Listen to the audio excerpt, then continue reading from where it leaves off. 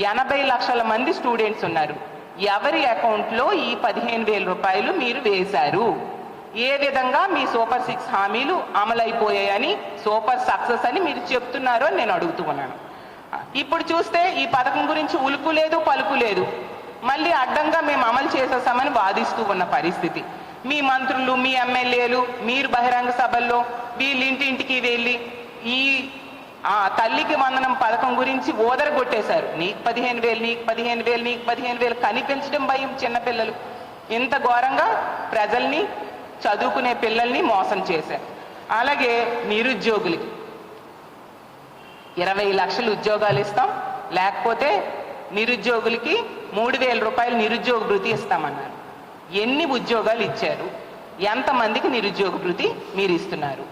జగనన్న చక్కగా DSC announcement చేస్తే దాన్ని క్యాన్సిల్ చేసి మీరు ఏదో 16,000 మందికి డిఎస్సి ఇస్తామని చెప్పారు. నవంబర్ 5వ తేదీ నోటిఫికేషన్ అన్నారు. నవంబర్ అయిపోయింది, డిసెంబర్ అయిపోయింది, జనవరి కూడా వచ్చేసింది. ఏది డిఎస్సి నోటిఫికేషన్? ఉద్యోగాలు ఎక్కడ? 20 లక్షల ఉద్యోగాలు అంటే 4 లక్షల సంవత్సరానికి ఉండాలి. ఏవా ఉద్యోగాలు? ఎంతమందికి మీరు 3,000 రూపాయలు ఇస్తూ ఉన్నారో నేను అడుగుతూ ఉన్నాను. గత ప్రభుత్వంలో జగనన్న ముఖ్యమంత్రి అయిన 7 నెలల్లో 1,25,000కు పైగా గ్రామ వార్డు సచివాలయ ఉద్యోగుల్ని, ప్రభుత్వ ఉద్యోగుల్ని జగనన్న ఇవ్వడం జరిగింది. మీరు ఎక్కడ 7 నెలలు అయిపోయినా ఒక్క ఉద్యోగమైనా ఇచ్చారా? ఆ పైన జగన్మోహన్ రెడ్డి గారు 2,60,000 మంది వాలంటీర్లకి ఒక భృతి ఇచ్చి 5,000 రూపాయలతో వాళ్ళకి ఉపాధి కల్పిస్తే ఈ రోజు వాళ్ళందరికీ ఉపాధి లేకుండా చేశారు. ఎన్నికల టైంలో చిచిచి 5,000 ఎందుకు, 10,000 ఇస్తాం మేమనేసి ఆ వాలంటీర్స్ అందరికీ మభ్యపెట్టి ఈరోజు కనీసం 10 రూపాయలు కూడా వాళ్ళకి ఇవ్వకుండా, కనీసం ఉద్యోగాలు కూడా లేకుండా చేసి వాళ్ళు రోడ్డును పడేట్టుగా ఈ కూటమి ప్రభుత్వం ప్రవర్తిస్తూ ఉన్న పరిస్థితి ఈ రాష్ట్ర ప్రజలందరూ కూడా గమనిస్తూ ఉన్నారు. అలాగే తీసుకుంటే రామానాయుడు గారు అయితే వాలంటీర్ల దగ్గరికి వెళ్ళి ప్రచారంలో మీకు ఉద్యోగాలు జీతం 10,000 చేస్తాను, 10,000 ఈ కూటమి ప్రభుత్వం అధికారంలోకి వచ్చాక చేస్తుంది, మీకు జీతం పెంచిన వెంటనే జున్ను పట్టుకొని మళ్ళీ నా దగ్గరికి వచ్చి థ్యాంక్స్ చెప్పండి అని చెప్పారు. రామానాయుడు గారు నేను ఒకటే అడుగుతున్నాను, ఈ జున్ని పట్టుకొని ఈ వాలంటీర్స్ ఎవరికి ఇమ్మంటారు? వాళ్ళు ఉద్యోగాలు పోయినందుకు జున్ను ఇమ్మంటారా రామానాయుడు గారు అని నేను అడుగుతూ ఉన్నాను. అలాగే ప్రతి దగ్గర కూడా ఉద్యోగస్తులకి ఎంత నెట్ట నిలువుగా మోసం చేశారంటే వాళ్ళకు ఒక డిఏ లేదు, పిఆర్సి కమిషన్ లేదు, ఐఆర్ లేదు, ఇవన్నీ ఇస్తామని చెప్పారే. ఎంత దారుణంగా ప్రభుత్వ ఉద్యోగులు మోసం చేశారు. జగనన్న అయితే చక్కగా 27% ఐఆర్ ఇచ్చారు. మరి మీరు ఏమి ఇచ్చారు? అన్ని కూడా కబుర్లు చెప్పి వాళ్ళను కూడా మభ్యపెట్టి ఓట్లు వేయించుకున్నారు కదా. ఇప్పుడు ఇవేవి వాళ్ళకి లేకుండా చేసిన పరిస్థితి మీరు కల్పించారు కదా. ఈరోజు ఉద్యోగుల పరిస్థితి ఎంత దారుణంగా ఉందంటే ఈ తెలుగుదేశం పార్టీ నాయకులు వాళ్ళని కొడుతున్నారు, తిడుతున్నారు, ఉద్యోగుల్ని కేసులు పెడుతున్నారు. అసలు జైల్లో ఉద్యోగులకైతే బట్టలు విప్పి తనిఖీలు చేయిస్తున్నారంట.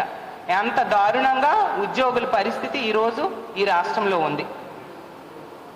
ఇంకో ముఖ్యమైన పథకం 3 గ్యాస్ సిలిండర్స్ ఇస్తామని చెప్పారు. మొన్ననే మేము కౌన్సిల్లో నాదెండ్ల మనోహర్ గారి ద్వారా అతని నోటితోనే చెప్పించడం జరిగింది. కేవలం 895 కోట్లు మాత్రమే రిలీజ్ చేయడం జరిగింది బడ్జెట్లో. అది కూడా ఒక్క సిలిండర్ కూడా ఫుల్గా ఇప్పుడు ఉన్నారు ఎంతమంది ఎల్పిజి గ్యాస్ సిలిండర్స్ కనెక్షన్స్? 1,55,00,000 మంది ఉన్నారు. అందులో తెల్ల కార్డు ఉన్న వాళ్ళు 1,48,00,000 మంది ఉన్నారు. ఒక్క సిలిండర్ మొత్తం ఈ 1,48,00,000 మందికి ఇవ్వడానికి కూడా ఈ 895 కోట్లు సరిపోని పరిస్థితి. అంటే మొదటి సంవత్సరమే ఈ ఉచిత గ్యాస్ సిలిండర్స్ విషయంలో ప్రజల్ని మోసం చేశారు అనేది తేటతెల్లమైపోయింది. అలాగే మద్యం, గంజాయి గత 7 నెలల కాలంలో మనం చూస్తూ ఉన్నాము. మద్యం ఏరులై పారుతూ ఉంది. వీధికి ఒక బెల్ షాప్ చొప్పున తయారయ్యే పరిస్థితి కల్పించారు. ఈ పార్టీ ఎమ్మెల్యే నిర్వహిస్తున్న మద్యం షాపులకి అనుబంధంగా ఈ బెల్ షాప్స్ నిర్వహించిన సంగతులు ఎన్నో మనం చూసాం. ఈవెన్ హోమ్ మినిస్టర్ గారి సొంత నియోజకవర్గంలో బెల్ షాప్స్కి వేలం వేశారంటే ఎంత దారుణంగా బెల్ షాప్స్ ఉన్నాయో అర్థం చేసుకోవచ్చు. బెల్ షాప్ దొరికితే 5 లక్షల రూపాయలు ఫైన్ వేస్తామని చెప్పారు. ఎంతమందికి ఫైన్ వేశారు? ఎన్ని బెల్ షాప్స్ మీరు పట్టుకోగలిశారు అని నేను అడుగుతూ ఉన్నాను. అలాగే తీసుకుంటే జగన్మోహన్ రెడ్డి గారి టైంలో ప్రభుత్వ పాఠశాలలు చాలా కలర్ఫుల్గా తయారు చేశారు. నాడు నేడు ద్వారా విద్యకి చాలా ఇంపార్టెన్స్ ఇచ్చారు జగనన్న తన ముఖ్యమంత్రిగా ఉన్న 5 సంవత్సరాలు కూడా. ఇప్పుడు తీసుకుంటే వైన్ షాప్స్ చాలా కలర్ఫుల్గా ఈ కూటమి ప్రభుత్వం గత 7 నెలలుగా తయారు చేసిన పరిస్థితి మనం చూసాం. జగనన్న విద్యాంధ్రప్రదేశ్గా ఈ ఆంధ్రప్రదేశ్ రాష్ట్రాన్ని తయారు చేస్తే ఈ కూటమి ప్రభుత్వం మధ్యాంధ్రప్రదేశ్గా చేస్తూ ఉన్న పరిస్థితి మనకు క్లియర్గా కనిపిస్తుంది. ఎందుకంటే 77 రోజుల్లో ఈ కొత్త లిక్కర్ పాలసీ వచ్చి 77 రోజులు అయింది. 77 రోజుల్లో 66,000 కోట్ల మద్యాన్ని తాగించారు.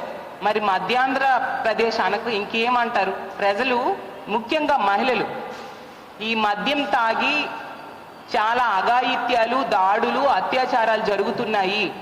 నిజంగా ఈ కూటమి ప్రభుత్వం అధికారంలోకి వచ్చాక ఈ రాష్ట్రం మధ్యాంధ్రప్రదేశ్గా మారిపోయిందని ఎంతగానో బాధపడే పరిస్థితిని తీసుకొచ్చారు. అసలు ఈ రాష్ట్రాన్ని, పేద ప్రజల జీవితాల్ని ఏం చేద్దాం అనుకుంటున్నారు మీరు అని చెప్పాల్సిందిగా అడుగుతూ ఉన్నాను. తీసుకుంటే 28,40,000 కేసులు బీర్ల అమ్మకాలు జరిగాయి. అలాగే 87,82,000 కేసుల లిక్కర్ అమ్మకాలు జరిగాయి. ఎంత ఘోరంగా బెల్ షాప్స్ పెట్టి మద్యం ఏరులై పారించేట్టుగా ఈరోజు ఈ కూటమి ప్రభుత్వం మద్యం పాలసీని అమలు చేస్తూ ఉన్న పరిస్థితి. అసలు పల్లెల్లో ఏటీఎంలు ఉండవు చాలా దగ్గరలో, కానీ ప్రతి పల్లెలో కూడా మద్యంలో ఏటీఎంలు, అంటే ఎనీ టైం మద్యం దొరికే పరిస్థితిని ఈ కూటమి ప్రభుత్వం ఈరోజు కల్పించింది. అలాగే